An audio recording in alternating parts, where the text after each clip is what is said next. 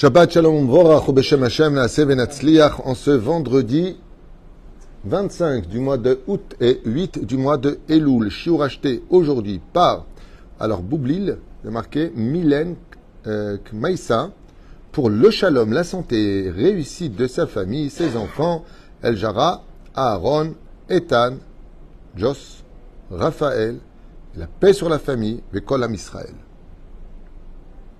Bezrat Hashem, qu'il y ait le shalom, la refoua. On pensera à Kol Mete Israël. Merci d'avoir acheté ce shiur pour vous, Mylène, Bezrat Hashem, Boublil, il y a marqué. Mais ça. La meilleure façon de vivre le bonheur, c'est de savoir ce qu'est le malheur. Vous savez ça. Ça veut dire que si je n'ai pas de contraste de la vie, c'est comme quelqu'un qui est né dans des draps de soie. Il ne saura jamais ce que c'est un pauvre. Et il ne comprendra jamais la valeur de l'argent.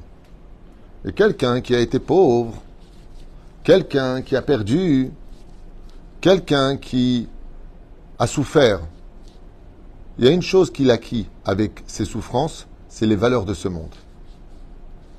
Quand une personne se marie très facilement, parce qu'elle est très belle, ou qu'il est très beau, qu'il a de grands moyens, pour lui, le mariage, c'est une station de la vie. Si ça ne marche pas avec elle, il y en aura d'autres derrière.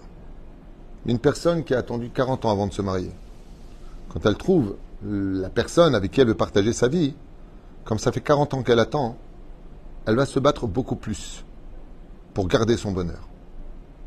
Quelqu'un qui a été très riche, j'ai connu une personne qui est née d'une famille très très riche. Seulement voilà qu'à l'âge de je crois, il avait 16-17 ans, sa famille a tout perdu. Ils sont devenus très pauvre. Il m'a raconté que quand il lui-même est redevenu riche par la suite, grâce à des affaires qu'il a fait, grâce à Dieu, il a béni les moments où il a été pauvre. Et je lui ai dit pourquoi? Il m'a dit parce que jusqu'à 17 ans, j'avais aucune valeur de ce monde. Pour moi, l'argent, c'était facile à avoir. Je comprenais même pas qu'il y ait des pauvres. Quoi. Tu peux pas faire d'oseille ou quoi? Pourquoi on a toujours de l'argent, vous en avez pas? Quand on a déménagé du palais dans lequel on vivait à Paris et qu'on s'est retrouvé dans un petit 3 pièces à dormir 3-4 dans une chambre, je me suis rendu compte que l'argent avait beaucoup plus de valeur que ce que je pensais. Et c'est pour cet esprit-là que dans les 60 Masertot du Talmud, la Masechet Gittin vient avant la Masechet Kedushin. C'est-à-dire qu'on t'apprend les lois du divorce avant les lois du mariage. C'est bizarre. D'abord, tu étudies Gittin dans le Seder, après tu étudies Kedushin. C'est pas ce qu'on fait dans les Shivot, mais c'est comme ça dans le Seder. Lama, Shenemar, Trufa Kadma Lamaka, pour t'apprendre que dans la vie, rien n'est acquis. Premier ennemi de tous les couples, de croire que parce qu'on a mis une bague au doigt et que l'autre s'appelle mon mari, alors c'est dans la poche. Mamache, pas du tout. Personne n'est à l'abri d'un divorce. Personne n'est à l'abri d'une maladie. Personne n'est à l'abri de la pauvreté. Et personne n'est à l'abri de vivre ou de mourir aujourd'hui. Personne. Ad Kedekar que le roi David nous dit, Rabot, Hashavot Belev Ish, Vatsat Hashem Itakum. Toi, tu as beau faire des projets, ce que Dieu décidera, c'est ce qu'il y aura. Et je pense que combien parmi nous pourront lever la main en disant, punaise, j'avais prévu de partir en vacances, sauf je suis à l'hôpital parce que le petit est rentré à l'hôpital. Je parle des exemples qui m'ont été dit ce mois, quoi. Des gens qui devaient partir et tout s'est annulé. J'ai eu une roupa qui s'est annulée une semaine avant le mariage. Une semaine. Une semaine avant le mariage, le khatan, il décide, ou la cage, pas qui, l'un des deux, d'arrêter. Alors que tous les invités sont venus de France et que il y a des choses, des imprévus. Et c'est pour cela que les chassidim, un grand rav dont le nom m'échappe, avait dit « Seul celui qui s'attend à beaucoup souffrir sur terre ne souffrira pas beaucoup. Mais celui qui s'attend qu'à kiffer sur terre risque de beaucoup souffrir. » C'est-à-dire que dans la vie, il faut s'attendre à tout. Chaque jour où Baruch Hashem, un homme voit sa femme ou une femme voit son mari, il faut savoir que c'est un miracle. Ce n'était pas un Dieu qui revienne à la maison ou qu'elle revienne à la maison. Un bus aurait pu lui passer dessus, par exemple, Chaz Shalom. Ou il a rencontré une autre femme, comme ma mère m'a raconté une fois, il y a très très longtemps, quand ils sont venus de Tunisie. Elle connaissait quelqu'un qui est parti de Tunisie à Paris. Et dans le métro, il était avec sa femme et ses deux gosses. Il a vu une très très belle femme sur le quai. Il a ouvert les portes, il est descendu. Sa femme l'a dit, qu'est-ce que tu fais? Il a dit, je te rejoindrai un jour. Il est revenu 20 ans plus tard. Histoire tunisienne. C'est vrai, c'est faux, j'en sais rien. En tout cas, ça peut arriver. Parce que, moi je vous le dis, Adayom Azé, cette semaine, Il y a 3 mecs qui ont quitté leur femme du jour au lendemain pour une autre. Cette semaine. Et les femmes tombent pas du 10e étage, du 1000e étage. Dont une qui a dit à ma femme, j'ai même pas vu les choses venir. Rien n'est un acquis. La reine étude aujourd'hui, pour qu'on vive un meilleur shalom et une meilleure réussite, comme on dit, pourquoi tu nous parles du Gehinam? Pour te faire comprendre que la Hirat Shamaïm, elle t'empêchera de fauter. Parle-moi du Gan Eden. Oui, c'est ce qui t'attend. C'est pas parce que tu parles de l'ombre que le soleil n'existe pas. Mais si tu veux savoir ce qu'est vraiment le soleil, alors va dans l'obscurité. Et là, tu verras combien la lumière a de valeur. Je pense que les choses sont clairement dites. Ufren ki kar ish isha. Dans cette paracha de Kitetse, quand un homme prendrait une femme, vaya im lotimtsa chen be'enav, et que l'homme et la femme ne s'entendent pas. Dans le texte, c'est marqué que la femme n'a pas plu à l'homme.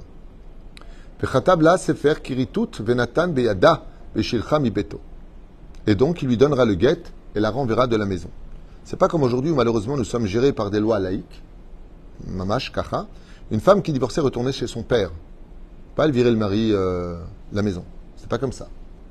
Aujourd'hui, tout a changé. Est-ce que c'est bien ou pas bien? C'est un sujet pour lui-même. En tout cas, la Torah, c'est pour ça qu'avant de prendre des avocats et de se déchirer, quand ça va pas, il faut d'abord aller voir un dayan.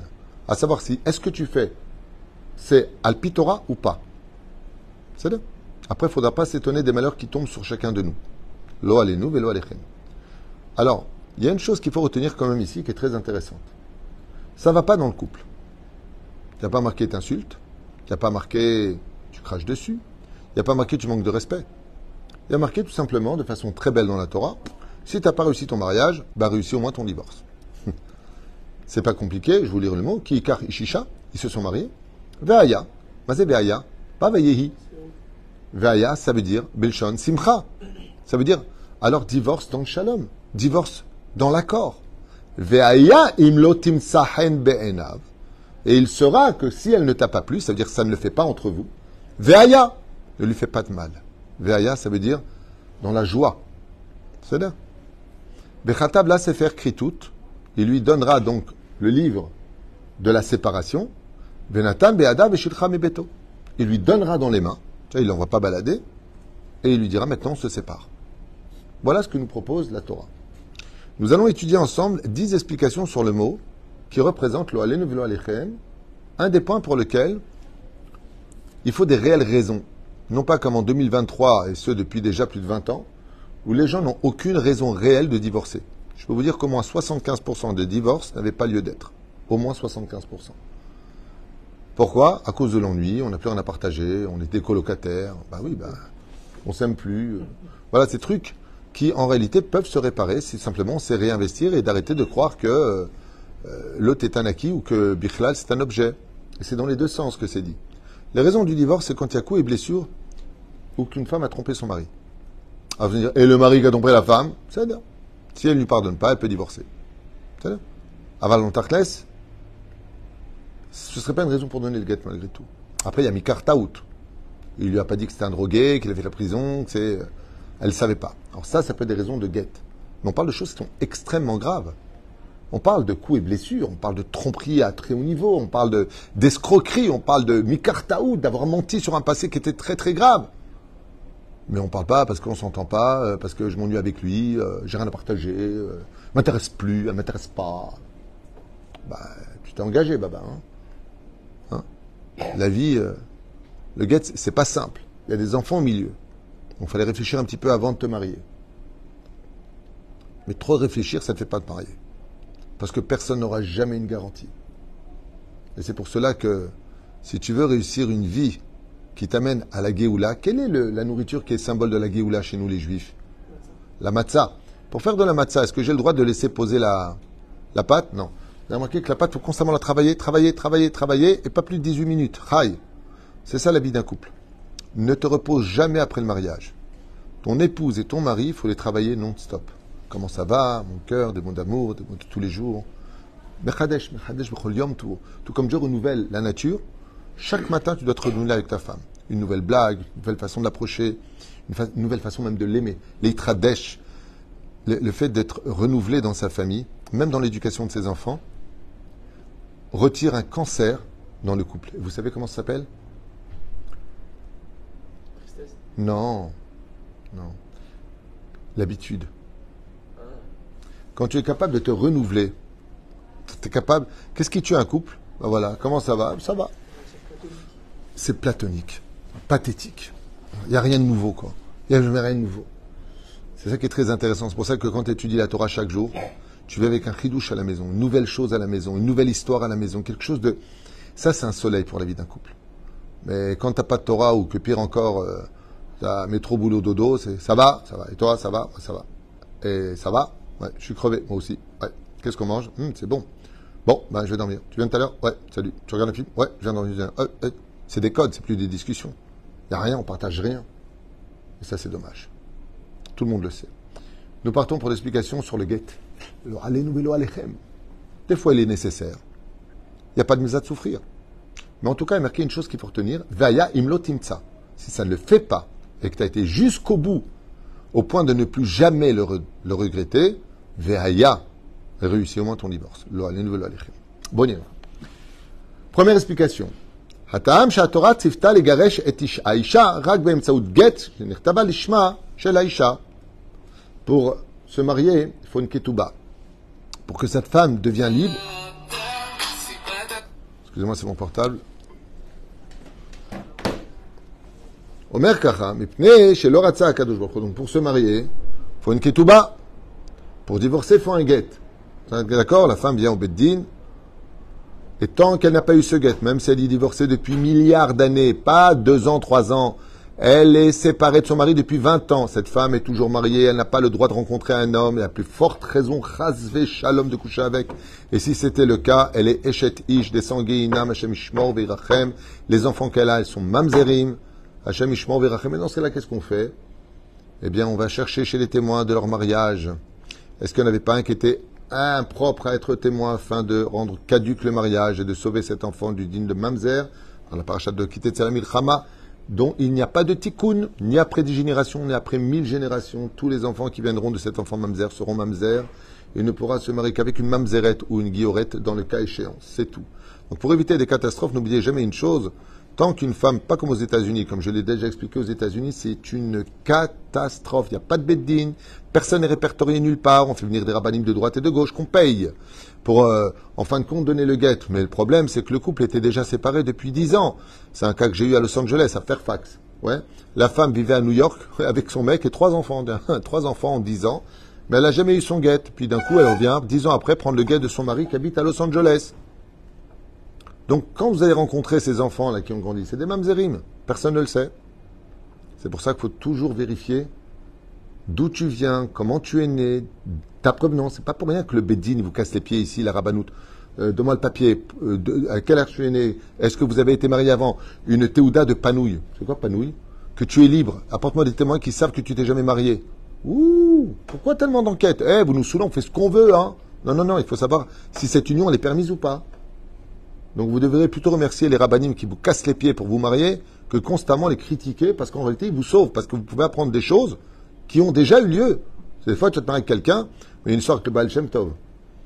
Le Baal Shem Tov, il avait dit, le jour où se mariera ton fils, non, ta fille, tu m'appelleras. Donc le Baal Shem Tov a été appelé et quand il est arrivé comme ça pour la choupa, alors c'est lui qui devait les marier. Et il a posé le verre, il a dit juste Sabri Maranan, il a offert un verre à son père, il lui a dit c'était le plus beau jour de sa vie. Il lui a dit oui, je marie ma fille. Il lui a dit Nachon, mais depuis quand un frère il peut épouser sa sœur? Alors le père regarde des larmes, il dit je comprends pas, il regarde le Khatan et il lui dit qu'est-ce qui s'est passé quand vous étiez dans telle et telle ville? On a été attaqué par les Cosaques et sa mère se met à pleurer. Et ils ont laissé leur bébé de 1 an parce qu'il était tombé dans un espèce de trou. Ils n'ont pas pu le récupérer, ils ont dû se sauver. Et le Baal Shem Tov leur a appris que cet enfant n'est autre que le Khatan qui était ici, que Dieu leur a ramené. Alors il leur a dit depuis quand un frère peut épouser sa sœur? Il n'y a pas de beddin, mais s'ils avaient fait les enquêtes, ils se sont rendus compte que qui est ton père? Tu as été adopté, il a été adopté par les Cosaques. Il a grandi comme un chrétien, après il est parti dans un village, il a rencontré les Juifs, il a fait tchouva, après il est devenu religieux, il a rencontré cette fille en Chidour. Au Baal Shem Tov, il y a le roi HaKodesh. Ici, on a le roi HaKotej. Donc, mais voilà au Beddin. C'est Pérouche d'abord.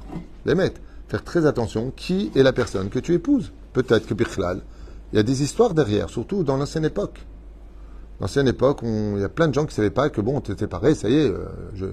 Alors qu'Alpi, Alacha, 3 mois après le guet, tu n'as toujours pas le droit de te marier pour une femme. Il faut vérifier qu'elle n'est pas enceinte de son premier mari. Il y a des lois.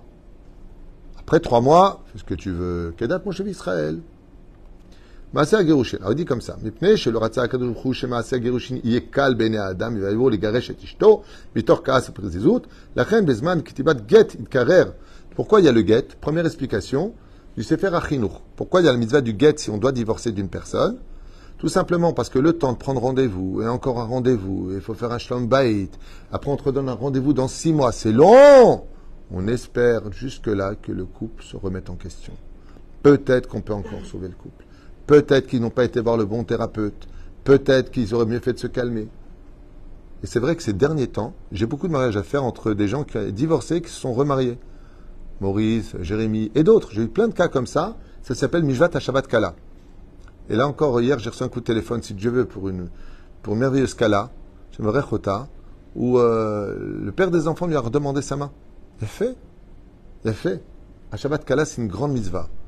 Aval, si c'est pour recommencer les mêmes bêtises, Aval. C'est pour ça que j'ai dit tout à l'heure, je répète maintenant, quel est le premier ennemi du couple? Nervosité. N'oubliez pas ça. Tant que vous serez nerveux, rien ne s'arrangera jamais.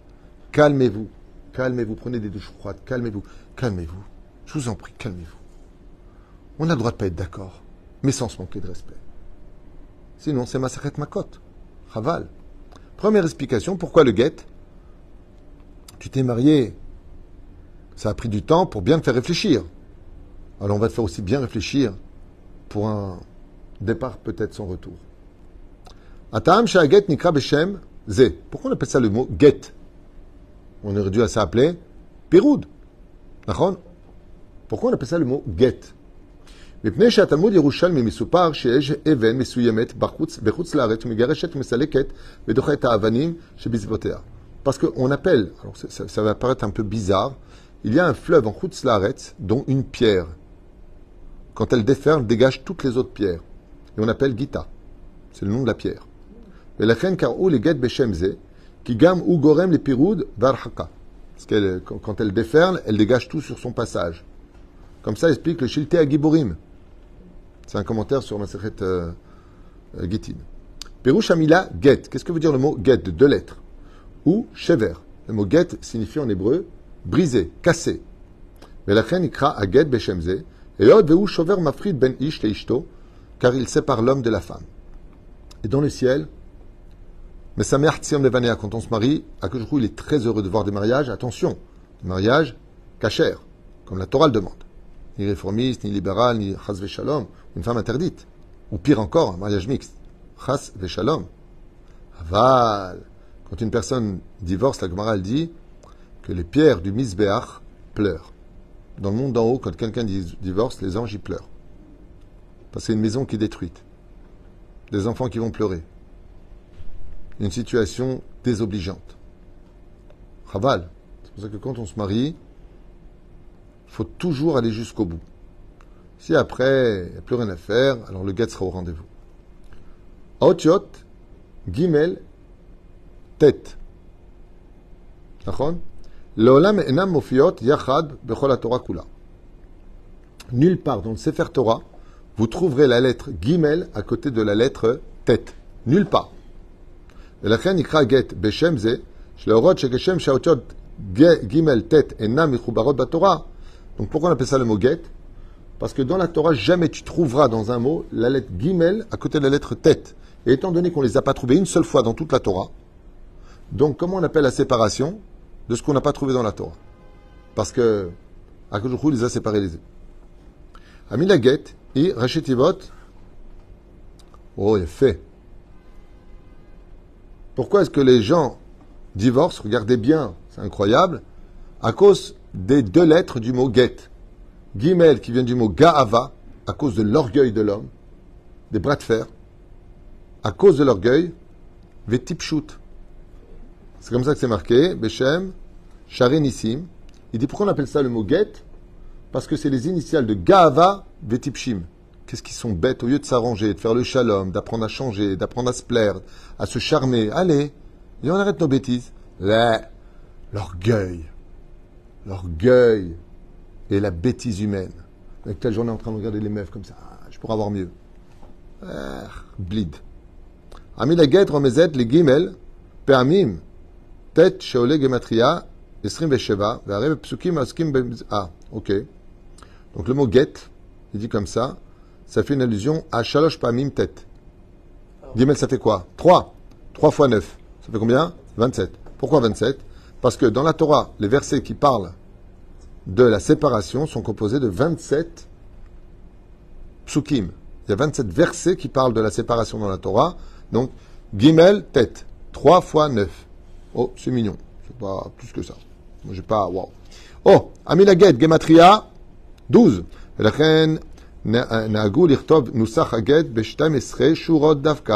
on appelle ça le mot get Parce que quand on fait un get, il y a exactement 12 lignes sur le papier du get. 8. Aotiot shekodmot le otiot get. C'est chet bet. Qu'est-ce qu'il y a avant le gimel La lettre bet. Qu'est-ce qu'il y a avant le tête La lettre het. L'irmo sheaget ou chova. Venezek ve'eno srut. Exactement. Quand tu regardes avant les lettres du mot get, tu as het bet, qui fait les lettres du mot chov, qui veut dire une dette. Il dit, tu es plus perdant en donnant le get facilement que de te battre pour ton bonheur. Les conséquences et les affres du divorce doivent te remettre bien en question et calmer tes sauts d'humeur. Pourquoi ? Ça me rappelle une histoire qui s'est passée à Guilot. Je vous la refais à toute vitesse. La femme est très nerveuse. Très nerveuse. Elle ne s'énerve pas tout le temps. Comme elle a dit, s'il ne m'énerve pas, je ne m'énerve pas. Donc, il faut que ça se passe comme elle le veut. Nous sommes vendredi, je suis à Rehov, Hebron. Le téléphone sonne, il est 11h, juste le vendredi. C'est le jour où il ne faut pas me déranger du tout, le téléphone sonne. Rav Tuto, est-ce que vous pouvez venir en urgence? Ma femme veut divorcer, elle a tout cassé à la maison. Je dis pas qu'ils divorcent. C'est ce que je te dis. Ils sont blides, les gens. Mais j'étais dans la voiture, j'ai dit, écoute, je vais venir. J'arrive là-bas, une vraie histoire. Hein. La porte était déjà entrouverte, donc je tape quand même. Et je trouve la femme sans kissouille, le kissouille par terre.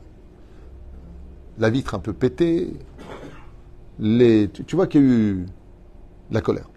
Le mari complètement défait. Et leur enfant d'1 an était par terre. Pas jeté, hein, par terre en train de jouer, quoi. Enfin en train de participer à la scène terrible. Maintenant, je regarde ma montre. Et il est super tard. On était en hiver. Shabbat 30 tôt. Alors je dis à la fille, bon, j'ai pas le temps de m'asseoir à faire un shlom bayit. J'ai pas le temps. Donc on va aller directement au but. Et elle me répond, je vous ai rien demandé. Je lui dis, c'est faux. Dans l'état de merde dans lequel tu étais quand ton mari a pris le téléphone pour m'appeler, si tu voulais pas que je vienne, tu aurais fait raccrocher le téléphone immédiatement. Si tu l'as laissé faire et qu'il ait eu le temps de me parler, alors que tu étais juste à côté, c'est que tu voulais que je vienne, peut-être inconsciemment. Bah vas-y, dis ce que tu as à dire. Je dis, ça va être très court. Chutzpanit en plus. Chatzoufa. Je lui dis, je vais te demander juste de faire un petit exercice qui va durer 30 secondes et je m'en vais. Ah ouais 30 secondes et vous vous cassez? Elle me dit, oui, je lui dis oui. Je m'en vais, promis. Très en colère. Je dis, ok. Je veux simplement que tu prennes ton enfant, tu t'avances près de la vitre de la fenêtre et tu regardes l'horizon. Elle me dit, ça va me changer quoi ça? Je lui dis, fais-le. Mais juste avant, tu remets ton kissouille parce que tu n'as pas de kissouille. Non, moi c'est fini. Je dis, ok. Elle prend le petit, elle va à la fenêtre et je lui dis maintenant, regarde au loin. Ok, ouais, je regarde au loin. Elle prend son fils, elle l'embrasse, style, toi, tu mérites mon amour, pas toi, l'autre, le mari d'à côté. Et elle regarde. Elle me dit, moi, je fais quoi là? Je regarde au loin. Je lui dis, maintenant, tu vas écouter ce que je vais te dire. Tu as eu ton guette, tu es seul, tu es à la maison. Ton mari il est en train de refaire sa vie, il est déjà en chidre avec quelqu'un. Toi, tu es seul et tu as un gosse. Regarde au loin. Et elle me dit, pourquoi je ne ferais pas ma vie, moi? Je dis, pourquoi? Tu imagines quelqu'un subir tes crises de nerfs toutes les 2 secondes? Elle explose en larmes. Je dis, je peux partir? Ouais. Depuis, ils ont eu encore 3 autres enfants. Bechaim Beshalom. Regarde toujours l'horizon quand tu veux divorcer. Loin, le plus loin possible. C'est facile de dire, ouais, de toute façon, fais attention à ta bouche. Parce que quand tu divorces, je ne parle pas d'une personne qui est PN ou toxique au point de t'amener au suicide. Hein. Je ne parle pas d'une personne vraiment qui est mauvaise. Il y a des gens qui sont sataniques à Shemish Mourverachem. Il y a des gens, bon, il faut s'arranger, il a un peu de bide, il a un peu de ceci, un petit régime, il doit se renouveler un petit peu. On ne peut pas passer par la grande porte, passe par la fenêtre. Essaie de trouver tous les moyens d'arranger les choses. Les gens, ils sont égocentriques. Il y en a de plus en plus, malheureusement. Mais n'oublie pas un détail. Les affres du divorce sont très complexes. Et des fois, tu peux te retrouver avec une femme. Bonjour, vous êtes qui? Je suis la nouvelle fiancée de votre ex-mari, je suis venu prendre les enfants. Il est dans la voiture, il ne veut pas vous voir.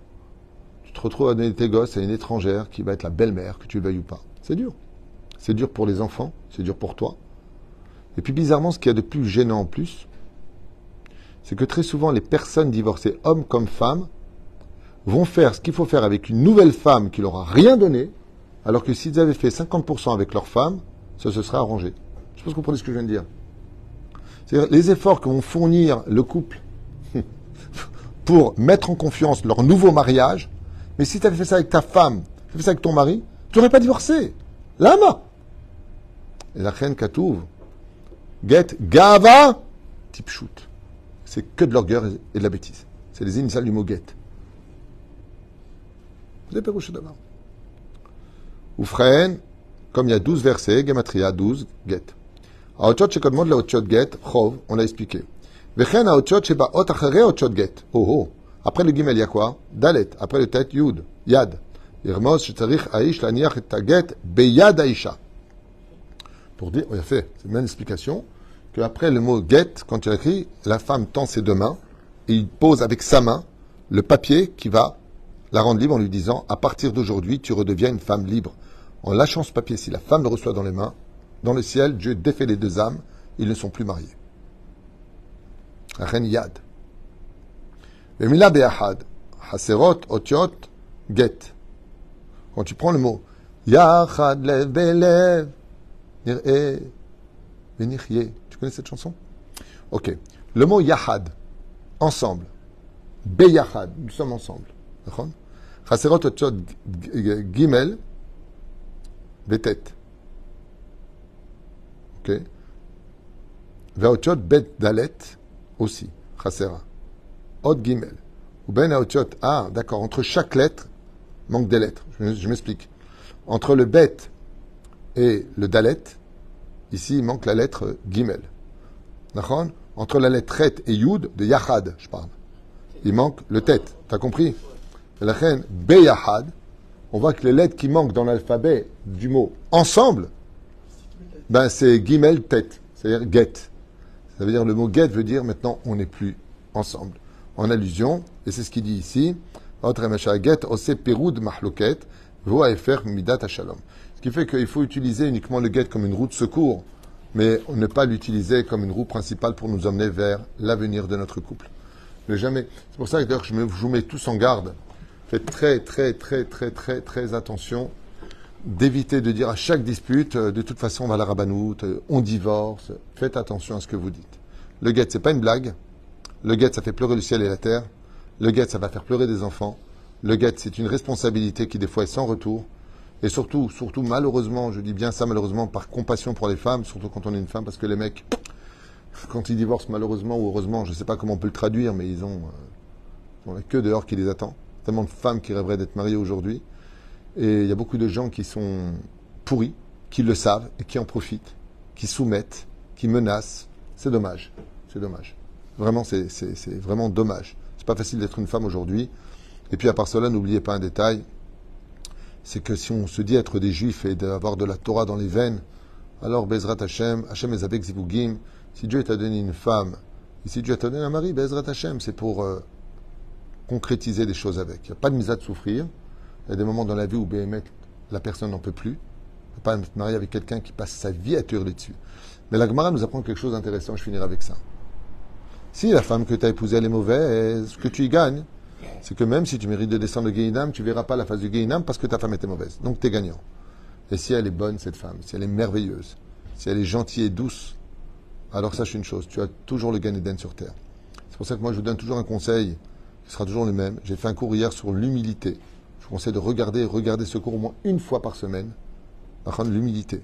Très important cours d'hier qu'on a fait. C'est que le conseil que j'ai surtout donné aux femmes, c'est d'être femme. Une femme, c'est la finesse, c'est l'humilité, c'est la gentillesse, c'est le savoir parler. Laisse ton mec aboyer, qu'est-ce qu'on a à faire? Il se prend pour un mec, il se prend pour un taulier. Laisse-le croire. Parce que je vous dire un truc, nos grands-mères, c'était des vraies femmes. Elles parlaient toujours avec douceur.